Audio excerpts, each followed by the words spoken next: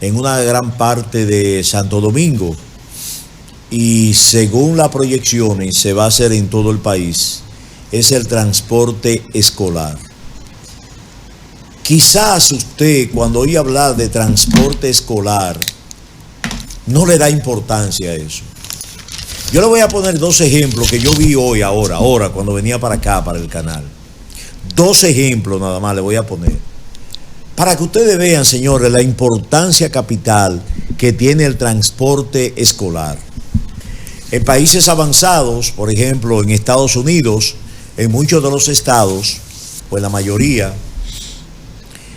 el transporte público, el transporte escolar público es obligatorio. Allá es con mucho orden, mucha calidad. Le he dicho en otras ocasiones, cuando una guagua escolar, un bus, ese transporte escolar va, ningún vehículo se le acerca, ni por delante, ni por detrás, ni por los lados.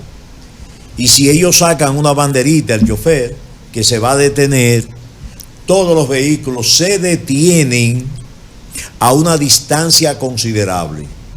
Pero tú no puedes pasarle ni a la derecha ni a la izquierda. Tú tienes que pararte, no acercarte, porque como un asunto de seguridad, para cuidar a los niños, para cuidar a los jóvenes y a las personas adultas que van en ese autobús, en ese bus, en esa guagua, en ese transporte escolar. Entonces allí hay educación, pero allí hay sanción también. Si tú osas pasarle a un vehículo escolar por el lado, te ponen una sanción, una multa y hasta preso va. Aquí hay que hacerlo eso. Miren, señores, no hay una cosa más importante que el imperio de la ley, el cumplimiento de la ley. Usted ve que aquí nosotros, me decía un amigo, pero el que maneja en Santo Domingo, maneja en cualquier parte del mundo. Señores, esto es un desorden. Usted le pasa a uno por aquí, viene otro por aquí, viene desorden. Entonces, esto del transporte escolar, señores, hay que valorarlo. Hay que apoyar eso y que el gobierno siga impulsándolo. En cada rincón del país que haya un transporte escolar gratis y con seguridad. Mire, yo venía ahora y observé dos casos. Vi ahí en Gurabito, que es un pandemonio, a cualquier hora ya del día, eso no es de que en hora pico. Usted pasa por Gurabito aquí en Santiago, eso es terrible. Terrible, terrible. Usted tiene que ser un piloto de Fórmula 1 para que no lo choquen. Le pasa un motor, viene un carro de concho y se le pega, viene otro desorden. Yo vi una señora que iba con su hija, una menor de edad, una muchachita, debe tener algunos 9, 10 años. Ay, la pobre señora. Para poder pasar de un lado a otro ahí en Gurabito, porque no hay educación, la mayoría de los choferes, pero no decir todo, la mayoría de los choferes de carro público, eso es, señores, hay una educación para nada, la mayoría. Eso andan incómodos, sudados, te tiran el vehículo, tú vas a pasar, aún viendo una señora con una niña y no le permitían pasar. Ella al paso tuvo que hacerse, una niña que iba para la escuela, o sea, iba vestida ya con su uniforme, iba con su mochila, y ella estaba tratando de cruzar de un lado al otro. Y no podía, tuvo que abrirse paso hasta que cruzó. Pero cuando cruzó a una parada de motoconcho. Y ahí entonces abordó un motoconcho. Ella puso a la niña en el medio y ella detrás, en el motoconcho, para llegar a la escuela. Y ahí digo yo, coño, pero qué importancia tiene el transporte. ¿Tú te imaginas que a esa señora, a una esquina de su casa, o en el frente de su casa, llegue una guagua, monte su hija, monte su hijo, con la seguridad de que va a llegar bien a la escuela. Pero luego, más adelante, veo otro caso, que ese me conmovió más todavía. Iba una madre con un carrito de eso de niño, aunque muchas veces están cogiendo cualquier cochecito, y llevaba un infante, o sea, un niño de meses, lo llevaba en el carrito. Pero al lado llevaba dos hijos, un varón y una hembra. Esos tenían como 5, 6, 7 años. Para la escuela. Yo deduzco, digo, bueno, es que ella no tenía con quién dejar el infante, el pequeñito, lo llevaba por las calles y los otros dos niños agarrados de ella. Para la escuela. Y ahí digo yo, y volví y dije, Dios mío, pero ¿qué importancia tiene el transporte escolar? Este Ministerio de Educación, que recibe tantos ingresos, que recibe tanto dinero. Bueno, en el gobierno del PLD no encontraban qué hacer con el dinero. Se inventaron escuelas y terrenos en el aire. Todavía lo están buscando. Compras que se hicieron, diques de terreno que no existen, diques para hacer escuela, para beneficiar a gente del PLD. Porque tú dices, bueno, si los terrenos están y se puede hacer una escuela y se robaron los cuartos, bueno, está bien, vamos a hacer la escuela. Pero vendieron terrenos que no existen, están en los planos, en el aire, y no. Entonces, señores, miren, la educación de las personas y la educación de los pueblos es que puede salir una persona y un país del subdesarrollo. O sea, puede desarrollarse, puede avanzarse. Usted siendo un pobre diablo, como hay tantos ejemplos, usted puede nacer de una cuna pobre, humilde, de un campo, de padres pobres, indigentes prácticamente. Y usted logra estudiar, trabajar, y usted puede desarrollarse, usted puede llegar a ser rico con la educación. Entonces yo lo pongo en una persona, pero estoy pensando en el país, en el desarrollo del país. Todo lo que se pueda invertir en educación no es perdido, al contrario, es ganado. Usted ve eso que yo le digo, de que en el tránsito, aquí en este país, usted va a cruzar por un lado y usted necesita que algún vehículo se detenga, hasta caminando, se detenga para usted poder circular, y no se detienen. El que va quiere pasar, no importa donde usted esté, porque no hay educación.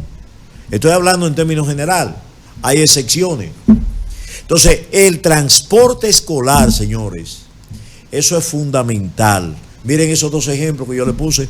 ¿Cuántas madres están pasando por eso? Usted sabe lo reconfortante, lo económico, lo seguro para sus hijos, que a una esquina de su casa, o en el frente de su casa, o a 2 esquinas, todas las madres, los padres estén ahí esperando ese bus que llega a tal hora en un sector, y que usted esté ahí a esa hora, que su hijo aborde ese transporte. Lógicamente, en esos transportes escolares tiene que haber un adulto o 2 adultos que son los que llevan el orden adentro, ¿verdad? Que son los que dicen cuándo la puerta se va a cerrar, cuándo la puerta se va a abrir. Pero aquí hay que legislar. Ojalá que aparezca un diputado que trabaje, un senador, una diputada, una senadora, que se legisle en ese sentido. La ley de tránsito debe ser modificada en ese sentido.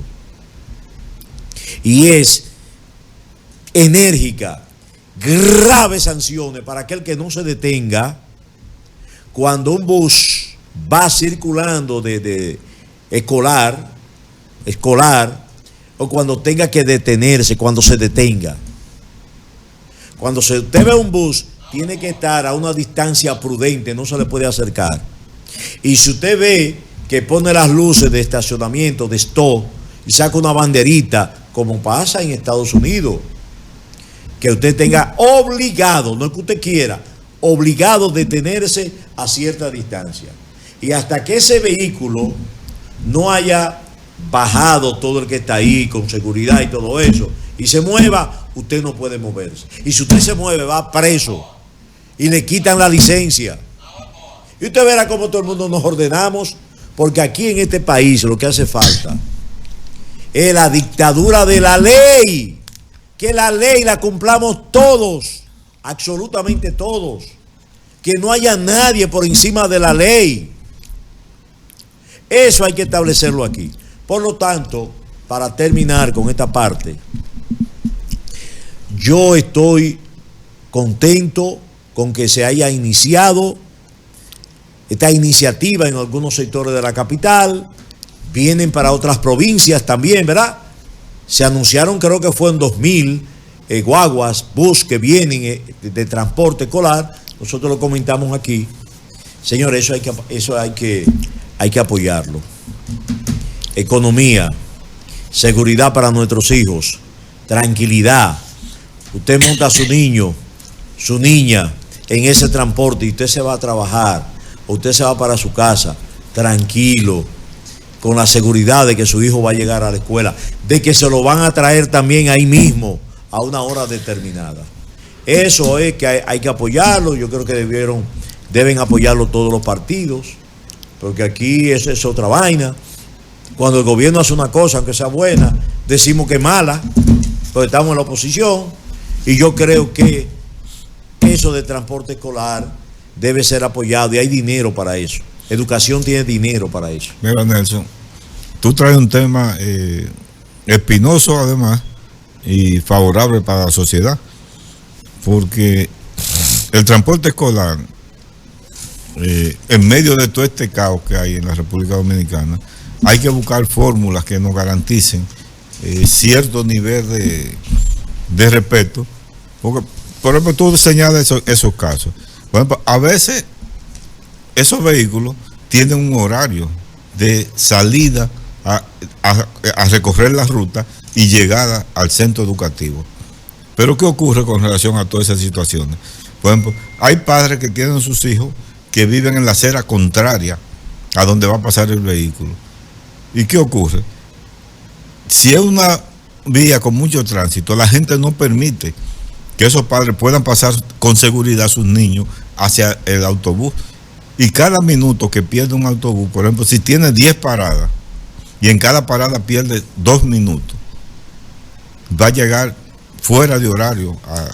Entonces hay que buscar una fórmula que garantice que donde estén esos vehículos, de una u otra forma, haya cierto respeto. Y uno se pregunta, ¿por qué esos dominicanos nuestros, de aquí, de esta patria, de esos 48,000 kilómetros cuadrados, cuando están en Estados Unidos, cumplen al pie de la letra esas normas y esas reglas? Pero cuando vienen aquí ya, llegaron a la selva, llegaron acaben con todo. Pero ahí hay un gran problema de por medio, que hay que buscar la forma. Inclusive el presidente planteaba un pacto por la educación. Ese pacto por la educación implica todo un andamiaje de situaciones, de soluciones. Porque, por ejemplo, uno prende la televisión, prende el celular en las redes sociales, prende la radio. Y ustedes lo que uno encuentra ahora, muchos reclamos de muchas comunidades por reparación de escuelas que no se inició en tal sitio, por lo que tienen deterioro esos centros educativos, todo ese tipo de cosas. Entonces, uno se pregunta, esos 3 meses de vacaciones, ¿en qué se invierte en la República Dominicana? ¿En qué se invierten los recursos para mejorar ese tipo de sistemas aulas y crear las condiciones necesarias?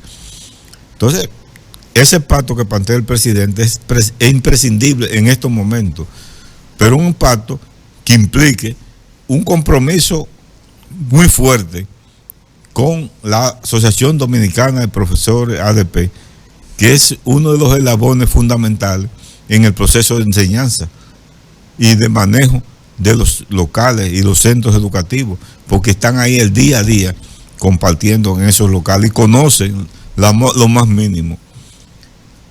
Esa institución que se denomina padre y amigo de la escuela, que asuma el papel que tiene que asumir, porque son sus hijos que están en esas escuelas y tiene que asumir posiciones para mejorar la calidad en todos los sentidos de la palabra. Pero también el Estado como tal, a través del Ministerio de Educación, tener la responsabilidad de hacer las ingenierías necesarias que permita tener un sistema educativo adaptado a los tiempos modernos, a la realidad que está viviendo la República Dominicana y el mundo, para poder interactuar frente a todas las demandas que tenemos en el sistema educativo, en las empresas que de una u otra forma se están instalando en la República Dominicana. En un momento determinado se planteó la idea de que se buscara la forma de aumentar los centros tecnológicos, los centros técnicos en las diferentes escuelas, transformarlos. Y eso era inclusive una de las ideas que se tenía con relación al problema de la tanda extendida, que fueran centros técnicos. ¿Por qué? Porque está planteado a nivel de área de estudio que cada profesional de una rama necesita por lo menos 5 técnicos. Y aquí es a la inversa que se está dando. Tenemos muchos profesionales y pocos técnicos. Entonces, inclusive ahí entra el Infotec, que ha ido reduciendo esa brecha que hay en términos de demanda de mano de obra, con la tecnificación y la formación de muchas personas en las diferentes áreas de la economía. Pero si eso se comienza a hacer desde las escuelas, aparte de eso, esos profesionales que pueden avanzar en la dirección de hacer una carrera universitaria, tienen mayores niveles de conocimiento, de capacidad, y podemos tener un técnico o un profesional en cualquier área de las necesidades que tiene la humanidad, y particularmente la República Dominicana, con un mayor nivel de conocimiento. Entonces, todo este proceso que ahora implica hacer un relanzamiento, es decir, bueno, en una ruta de desarrollo, mira, de tal fecha, de tal año a tal año, nosotros tenemos que tener cumplido esto. No como ese proyecto de desarrollo a 30 años que se hizo, que cuando usted va a evaluar lo que se ha logrado en esa época, porque aquí los proyectos nada más se hacen para beneficiar económicamente a técnicos extranjeros y a grupos económicos, hacen el estudio, presentan todo, lo elaboran, lo aprueban y después en la ejecutoria no hay seguimiento. Entonces, en este sistema educativo dominicano hay que hacer un gran revuelo para cambiar toda una serie de situaciones, pero no solamente en el sector público. Hay que obligar al sector privado que ejerce cierto nivel de participación en la educación y tiene cierta presencia en el proceso educativo en la República Dominicana, también a someterse a normas y a reglas que dejan de ser de sentido general. Pero no nos quedemos solamente en la educación en primaria, intermedia y secundaria. Vamos a obligar también a todas estas universidades a cumplir con el papel que tienen que cumplir, porque todas esas universidades reciben una cantidad de recursos que de una u otra forma no les reembolsa a la República Dominicana y a los dominicanos. Bueno, mira, parece que este periodo de gobierno de Luis Abinader, del presidente Abinader, es un periodo de reformas. O sea, estos 4 años es un periodo de reformas para el presidente Abinader. El presidente Abinader ha dicho que ya no va más, que solamente va a estar en el gobierno hasta el año 2028. Hay muchas personas, muchos sectores que todavía lo dudan, por el hecho de que aquí la tradición ha sido que el que llega a la presidencia no quiere bajar de ahí nunca, quiere seguir. Y por eso, antes de Luis Abinader, todos los presidentes que hemos tenido de una manera u otra, o le dicen o él pretende quedarse eternamente. Hay un Trujillo, pero de los nuevos tiempos. El presidente Abinader ha dado muestras diferentes. Repito, mucha gente no lo cree, que todavía él va a cambiar y que se va en el 28. Pero nosotros hemos dicho que no. El presidente realmente está en su trayectoria de dejar lo que él ha llamado un legado personal a su país, a la República Dominicana. Entonces, estos 4 años son los 4 años de reformas. Ya estamos hablando de una reforma constitucional, ¿verdad? Viene, aunque la han detenido por el tema de constitucional, viene una reforma fiscal. Vienen otras. Bueno, el presidente dijo que viene una reforma a la ley de la salud, incluyendo la ley que involucra la ley de seguridad social. El Código de Trabajo. Pero ayer ya el presidente habló de una reforma al Código de Trabajo.